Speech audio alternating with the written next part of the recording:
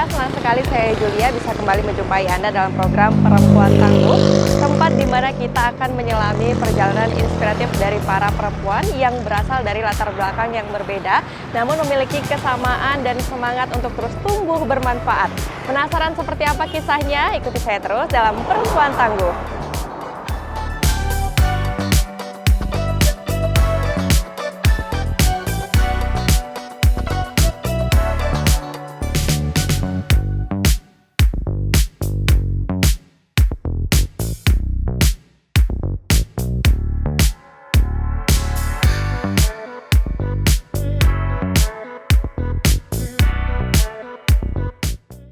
Halo pemirsa, saat ini saya sudah berada di salah satu usaha kuliner milik Teteh yang saat ini juga sudah hadir bersama dengan saya. Langsung saja kita sapa.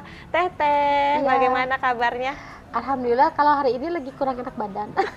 Oh, lagi kurang enak badan ya, tapi kelihatan ini mukanya masih cerah, dan semangat banget ini. Rasanya udah, pokoknya lagi flu, batuk, lagi nggak enak lah pokoknya. Lagi nggak enak aja masih bisa beraktivitas ya Teh ya, luar biasa sekali. Nah Teteh ini siapa yang nggak tahu ini seblak Obos? Karena Julia juga salah satu yang sering makan seblak di sini. Iya, dan menurut Julia cocok banget di lidah Julia. Penasaran banget Teteh, pertama kalinya kenapa sih terinspirasi pengen buka usaha kuliner, dalam hal ini seblak di Kota Bengkulu? Lihat ke belakang, Teteh kan usaha ini udah hampir 15 tahun, lebih lah. Udah pernah Teteh ngeluarin seblak tuh 8 tahun, 9 tahun yang lalu. Cuma dia nggak naik. Pernah kan di kedai Bandung, terusan kedai UMB. Teteh pernah nyajiin, suruh nyicip anak-anak tuh kan. Coba cicip, Teteh mah ngaco katanya. Kenapa kerupuk ini direbus, kerupuknya digoreng, katanya ngaco teh. Terus dengan mungkin belum kenal dengan rasa kencur ya, katanya kayak jamu katanya gitu. Ih kata aku, kamu tuh cicip dulu. Kalau sekarang kan banyak varian ya, dicicip dulu nggak masuk kayaknya. Susah banget naiknya tuh. Ya udahlah, Teteh ini kecuali orang-orang Bandung yang tahu seblak pasti beli. Udah gitu tuh terinspirasi di pantai banyak banget seblak. Oh iya, jadi lagi viralnya udah viral gitu ya. Dulu kan waktu 4-5 tahun yang lalu kan pantai hampir semua seblak. Oh iya, dah bagus juga aku keluarin sekarang, pikir aku sama suami kan. Kalau dulu kan orang nggak kenal seblak, sekarang mereka udah kenal. Oke, aku lanjutlah dengan seblak aku yang kemarin. Cuma divariankan kan, banyak siput-siputnya, terus kuahnya. Kalau dulu kan cuma kuahnya tuh seblak tuh kering, aslinya tuh nyemek gitu, nggak ada kuahnya. Kalau pas aku lihat tuh, pas aku beli, kok kayak gini encer, cuma nggak, walaupun ada kuahnya nggak seencer ini. Udahlah aku bikin, dan alhamdulillah dari seblak bisa naik semuanya. Alhamdulillah. Jadi berangkat dari karena Tetehnya juga orang asli, di mana seblak itu berasal, terus ngelihat fenomena lagi viral-viralnya. Pokoknya 7 tahun, 8, 10 tahun tuh kita udah bisa buat seblak, dan bumbu seblak tuh nggak aneh-aneh. Pas Teteh lihat tuh cicip ya, kok ada yang pakai kemiri, itu mungkin selera orang ya. Iya. Ada yang juga maaf ngomong, ada yang pakai kunyit gitu. Jadi beda-beda. Padahal cuma kencur, bawang putih. Itu kuncinya ya Teh ya. Itu aja, nggak ada luar yang biasa. Nah, menarik ke belakang Teteh, sebelum Teteh memilih untuk membuka. Nah, biasanya kan kalau ibu rumah tangga itu bersantai di rumah, kalau memang nggak bekerja, berkarir di kantor dan lain sebagainya. Teteh kenapa sih pengen banget buka usaha gitu? Karena faktor apa? Ekonomi ya. Orang tua, adik-adik kan, saudara, ponakan. Dari situlah aku harus jadi apa sih namanya? Contoh, harus jadi teladan. Dan itulah faktornya kenapa Teteh semangat. Walaupun sakit, Teteh masih on. Tentunya kan itu ada prosesnya Teteh. Berarti Teteh tadi juga menyampaikan sudah 7 tahun, 8 tahun yang lalu. Berarti udah ada kedai-kedai sebelumnya juga. Berarti ada jatuh bangunnya. Bisa diceritakan 11 kali. 11 kali? Wah, itu nggak sedikit Teteh. Mungkin yang bertahan cuma ini 2 kan, yang bertahan tuh 11 kali sakit. Makanya mau ke titik ini itu prosesnya panjang. Air mata, darah. Ya kenapa ada darahnya? Karena gini, kan Teteh pernah operasi 2 kali kan gagal. Yang operasi pertama tuh gagal, kenapa? Belum cukup usia untuk kerja, Teteh udah kerja, jadi sobek lagi. Kata dokter tuh harus istirahat total ya. Aku baru 2 minggu udah kerja, Jadi naik turun masa gak taunya jebol di dalam. Tapi namanya ujian hidup, ujian jualan kan naik turun itu udah biasa. Artinya pas kita lagi turun ya jangan terlena, kita harus naikin lagi, upgrade lagi, ada apa sih, menu apa, atau kalau enggak promosi gitu. Nah walaupun orang udah tahu, kita jangan terlena, udah tahu. Julia penasaran ini usahanya sudah sebesar ini, sudah ada cabang 2 ya Teh ya. Nah kegiatan Teteh sehari-hari apa Teh? Yang pertama tuh kalau pagi-pagi ngontrol dulu kan, Oh, iya. kedua-duanya ke dapur kemana. Terus apalagi kalau lagi rame malam Teteh pasti standby di dapur.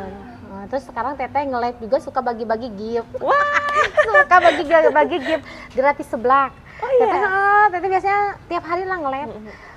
Bisa diambil di balai, bisa diambil di seblak obos. Oh gitu. Terus satu lagi. Dulu kan pernah ya viral katanya seblak Teteh mahal. Kenapa mahal? Mungkin orang ngambilnya itu kan Teteh pakai produk yang bagus ya, Iya. yang bermerek, yang adalah produk itu. Nah sekarang Teh ada yang murahnya juga, jadi sekarang mulai harga 1.000. Sayur gratis. Sayur gratis?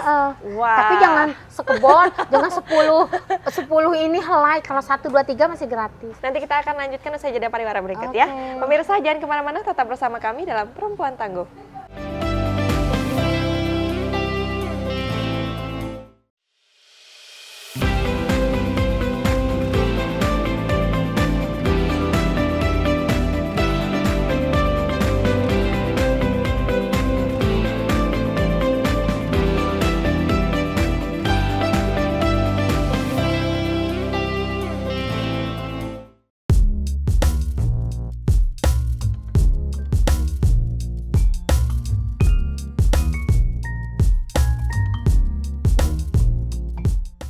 Ya pemirsa, terima kasih Anda masih bersama kami dalam Perempuan Tangguh. Tentunya masih bersama dengan narasumber kita, si Teteh, salah satu owner. Ini memang ownernya nih, pemilik usaha kuliner seblak obos. Terus Teteh juga selain daripada itu kan tentunya Teteh juga seorang ibu rumah tangga. Nah, ini kan yang menjadi beda dan unik sekali pemirsa, karena memang seorang ibu rumah tangga yang terjun langsung. Ini kan tentunya kadang capek Teteh. Gimana sih Teteh cara untuk membangkitkan semangat setiap harinya seperti apa? Mimpi. Misalkan kita pingin apa sih tujuan kita capek ini, pingin apa sih? Misal kita pingin, contoh pingin rumah mewah, misal pingin punya itu. Dengan apa sih? Kalau kita cuma mimpi tidur kan enggak. Dengan apa? Dengan kerja. Kamu kalau mau itu, kamu kerja dengan giat. Kalau semakin kita kerja giat, ya aku dari nggak punya apa-apa, dari motor jelek masih ada di belakang. Dari odong-odong pakai motor itu sampai alhamdulillah luar biasa pokoknya mah. Oh iya, berarti mimpi aku nih berhasil. Apapun itu kita bisa bekerja, bisa menghasilkan uang, tapi pasti ada yang dikorbankan. Anak Teteh jauh dari anak loh. Sakit kalau ingat ke situ tuh. Kita berjuang sampai di titik ini tapi nggak ada anak-anak. Satu di Lampung, yang satu di Tangerang, nggak ada, cuma berdua. Pasti mikir juga, kok yang saya perjuangkan mana gitu nah ya. Tapi kalau aku nggak kayak gini, anak aku nggak akan bisa seperti ini. Nah gitu aja. Kenapa? Biar aja jauh, yang penting dia sukses, yang penting dia membanggakan. Sampai kini dia ketimbang milih Teteh, milih Bu angkatnya. Oh di situ Karena tadi mama sakit. sibuk, kasihan katanya. Jadi biar mama konsen kerja, biar Caca sama nenek aja. Kalau misalkan aku ke kamar ya, biasanya kita kan udah capek kan, pingin ini sambut sama anak aku nggak ada, walaupun aku punya ini punya itu, tapi aku ada yang aku korbankan gitu. Coba anak-anak mau enggak kok mama, aku bahagia di sini, aku ini, cuma kitanya kan, oh ini pengorbanan aku. Sakit sebenarnya, nggak bisa kayak ibu-ibu lain ngasuh anak, deket sama anak gitu. Nah, kok aku seperti ini gitu. Tapi tanggungan aku kan banyak, ada 50 anak yang aku tanggung di sini. Kalau aku lemah, aku seperti itu, udah Allah udah kasih jalan aku seperti ini, berarti aku harus kuat gitu. Nah, walaupun aku tanpa anak-anak. Hadiah, pernah anak aku ngomong, kalau pas dia mungkin lagi ada di bawah ya, dibagi rapot misalkan, atau rapat ada orang tua, kok Caca nggak ada gitu. Pernah nanya juga kawan-kawannya, itu yang buat Teteh sakit tuh ya.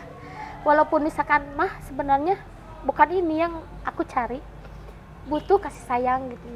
Cuma kalau mama misalkan di rumah, gimana yang belakang gitu. Tapi alhamdulillah ya Allah, terima kasih Jadi kan ada orang yang di belakang tuh ada yang udah punya anak, ada yang nyuci rumah, nyicir motor.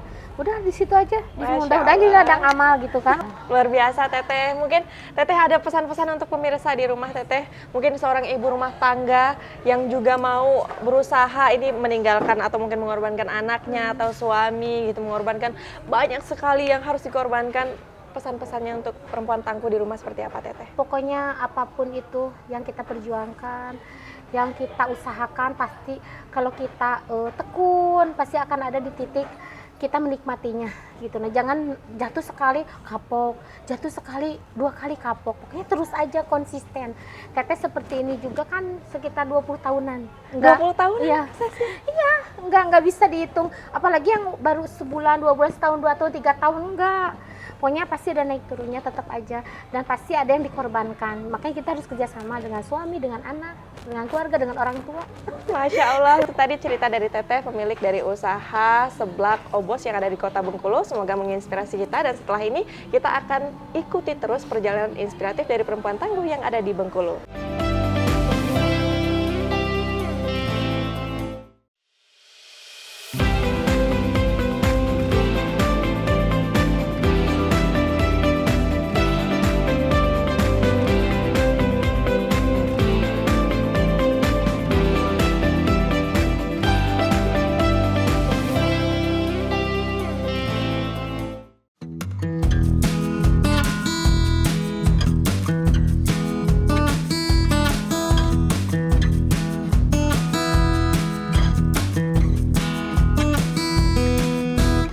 Halo pemirsa, kembali lagi bersama saya Julia dalam program Perempuan Tangguh. Nah, pada sesi pertama tadi kita telah mengunjungi dan juga berbincang langsung kepada owner, pemilik usaha kuliner Seblak Obos yang ada di Kota Bengkulu. Nah, lokasi kedua ini kita juga datang ke salah satu usaha kuliner yang ada di Kota Bengkulu, yaitu Tongseng Retno. Sudah bersama dengan saya ini ownernya Mbak Retno. Halo Mbak Retno. Halo, Mbak. Bagaimana kabarnya Mbak? Alhamdulillah baik. Alhamdulillah baik ya. Ini identitas sekali ya nama tongsengnya ya, Tongseng Retno. Iya. Bener-bener yang punya Yang namanya punyanya, Retno. iya betul-betul. Karena awalnya tuh bingung kita ya, mau ngasih nama rumah makan ini tuh apa gitu. Udah gitu kita bikin, ya udahlah Tongseng Retno aja.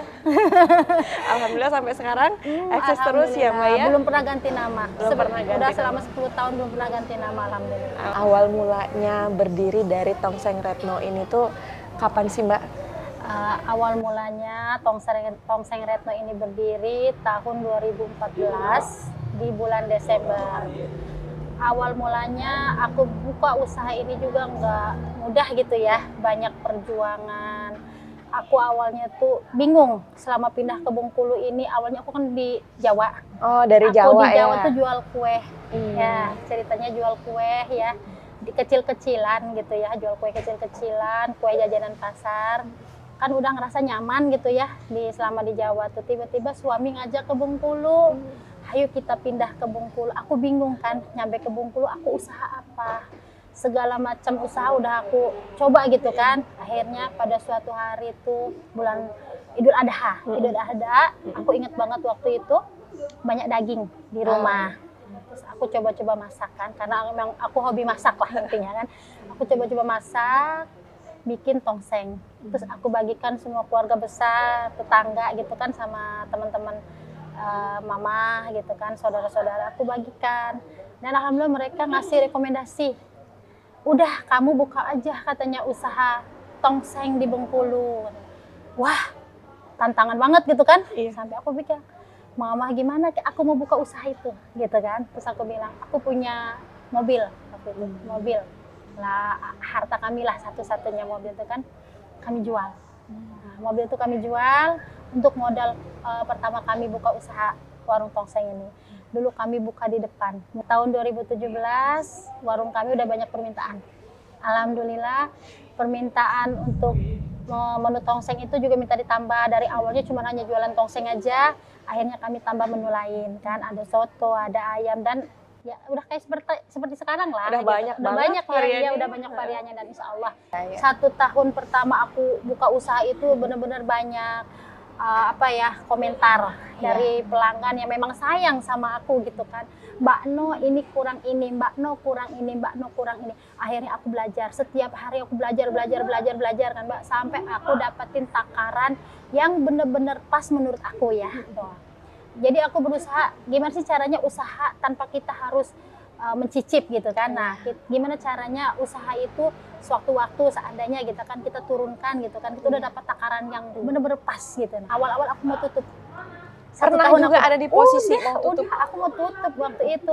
Aku udah nyerah gitu kan, udah nyerah. Karena memang aku basic, aku jualan rumah makan tuh aku belum pernah gitu. Nah kan, jadi aku belum pernah kerja di rumah makan sebelumnya, aku juga belum pernah gitu buka rumah makan gitu kan. Jadi bener-bener aku nggak punya basic itu gitu kan. Akhirnya aku belajar buka usaha ini kan nekat gitu kan, bismillah gitu. Aku sempat mau tutup karena aku ngerasa aku nyerah loh gitu. Nah kok aku nggak mampu gitu menciptakan formula itu, menciptakan resep gitu, nah kan yang sampai pas gitu. Nah gimana caranya, gimana akhirnya aku coba, sampai berapa kali aku gagal, aku buang, bukan lagi sedikit modal keluar, aku coba lagi, aku buang, bahkan aku bagi-bagiin, ini belum ketemu nih resepnya, belum ketemu nih yang pas nih kayak mana gitu kan.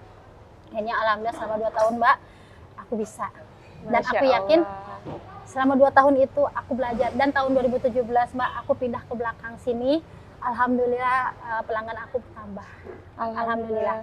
Dari dulu pelanggan aku cuman ya paling 20-30 orang, 25 gitu kan. Nggak banyak lah, orang yang makan juga nggak banyak gitu kan. Tapi alhamdulillah semenjak aku pindah ke sini gitu kan, kami nekatin lah ke belakang sini. Alhamdulillah. Sampai sekarang aku masih bisa bertahan walaupun banyak badai, ujian ya. Namanya juga usaha ya Mbak ya. Iya. Nggak ada yang namanya mulus ya. Gitu. Nah. Kalau tadi Julia simak juga kan dari 2014 menuju ke baru di 2017 baru dia keluar ya namanya ya. Berarti kan prosesnya cukup lama, 3 tahun itu ya.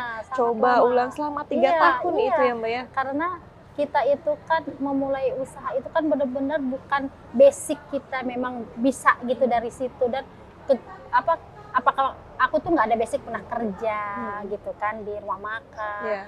Atau aku memang sebelumnya tuh memang hobi masak yang gimana ya Mbak ya, yang sesuai takaran gitu kan, yang kayak chef gitu kan. Yang tadi kemudian Mbak bilang ini menjadi tantangan ya. Nah, Julia penasaran, ini kan sebelumnya juga Mbak pernah usaha kue. Nah, kenapa sih Mbak tuh semangat banget pengen berdaya begitu, pengen usaha kue, pas dari Pulau Jawa pun ke Bengkulu pun pengen usaha lagi. Apa sih yang memotivasi Mbak? Nanti bisa diceritakan setelah kita jeda dulu ya. Nah, pemirsa jangan kemana-mana, tetap bersama kami dalam Perempuan Tangguh.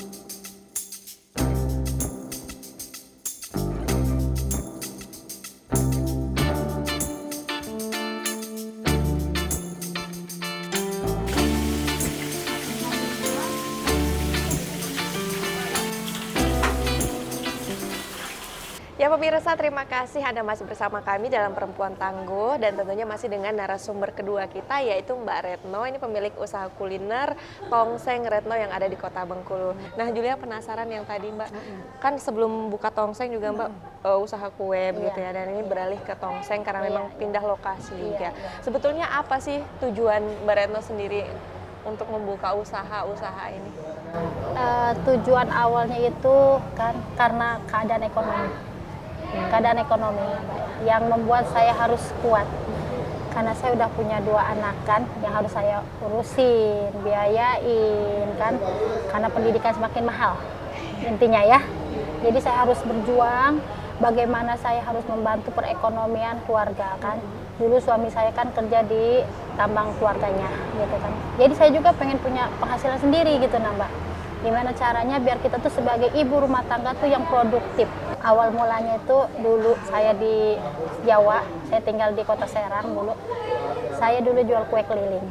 Ya, Saya titipin dari warung ke warung, saya titipin ke penjual kue keliling kan. Setiap hari saya bikin kue waktu itu. Dan sempat saya dulu waktu itu dihina, ada salah satu orang bilang begini, Masya Allah. tuh liatin sarjana kok jualan kue. Nah waktu itu kan, tapi saya nggak pernah saya takut atau saya malu atau kayak gimana. Justru saya jawab balik gitu kan, saya bilang, Pak, bilang kan, belilah kue saya. Alhamdulillah kue saya udah punya ijazah. Saya gituin, saya bercandain gitu Iya. kan, karena itu menguatkan hati saya Mbak. Karena saya sebagai anak terakhir gitu ya, yang pengen memberikan cita-cita, saya pengen bisa kerja waktu itu kan, Keren banget perjalanannya Mbak Retno. pengen bisa kerja nyenengin orang tua gitu kan. Tapi saya sampai masukin semua lamaran-lamaran pekerjaan. Saya selalu cari lowongan-lowongan itu Mbak ya, di pabrik-pabrik atau dimanapun gitu. Saya masukin semuanya. Bahkan terakhir saya masukin ke pabrik arang pun saya ditolak. Masya Allah. Saya ditolak waktu itu. Saya ditolak. Saya gimana ya, berjuang ya. Saya harus berjuang, saya harus bisa gitu. Saya harus bisa gitu. Jangan sampai kita nih sebagai perempuan gitu kan lemah gitu kan. Kita harus bisa, harus kuat, harus bisa. Akhirnya aku sedikit demi sedikit aku belajar gitu kan. Sampai aku bisa gitu kan jualan, dan aku nyaman tinggal di situ. Aku udah jualan, sama tetangga juga udah enak gitu kan. Pada suatu hari tuh aku diajak sama suami pindah. Ayo Nok, kita pindah ke Bengkulu. Jadi kata-kata aku tuh yang selalu bilang, nggak bisa, aku lawan. Nggak bisa, aku lawan, aku bisa, harus bisa. Sampai aku bisa bertahan sampai sekarang, walaupun badai dalam usaha ini udah banyak kan, apalagi waktu COVID kemarin ya Mbak ya. Kayak gimana kita usaha. Jadi kan. itu sempat drop ya Wah, waktu bukan COVID lagi ya drop. Mbak? Drop banget, tapi alhamdulillah karyawan aku nggak ada yang aku keluarkan. Alhamdulillah aku masih bisa bertahan gitu kan. Karena apa? Kita kan berjuang sama-sama. Aku mencari nafkah, karyawan aku juga kan mencari nafkah kan. Iya, kita sama-sama berjuang mencari nafkah gitu. Mungkin pesan-pesan untuk pemirsa di rumah, para perempuan tangguh di rumah yang juga mungkin berlatar belakang seorang ibu atau perempuan mungkin Iya. yang saat ini sedang mengejar karirnya, yang sedang juga diterpa oleh ujian atau tantangan. Seperti apa Mbak Retno? Kita sebagai perempuan itu kita bisa bermanfaat untuk orang lain, kita bisa produktif lah Mbak ya sebagai perempuan gitu. Nah insya Allah lah Mbak, kita juga bisa bermanfaat untuk orang lain gitu kan Mbak ya. Luar biasa, menginspirasi sekali ya pemirsa. Mbak Retno, terima kasih banyak. Sama-sama. Aku Ceritanya juga terima hari kasih. ini pengalaman yang luar biasa sekali. Semoga lancar dan sukses terus. Mbak Retnonya juga Amin, sehat amin. selalu. Ini berkat doa dari kalian semua. Alhamdulillah. Terima kasih Mbak Retno. Sama-sama. Nah pemirsa, itu tadi cerita dari Mbak Retno, pemilik usaha Tongseng Retno yang ada di Kota Bengkulu. Semoga ceritanya menginspirasi kita semua bagaimana perempuan itu bisa berdaya dan juga bermanfaat untuk sekitar. Sampai jumpa di Perempuan Tangguh episode berikutnya. Saya Julia pamit undur diri.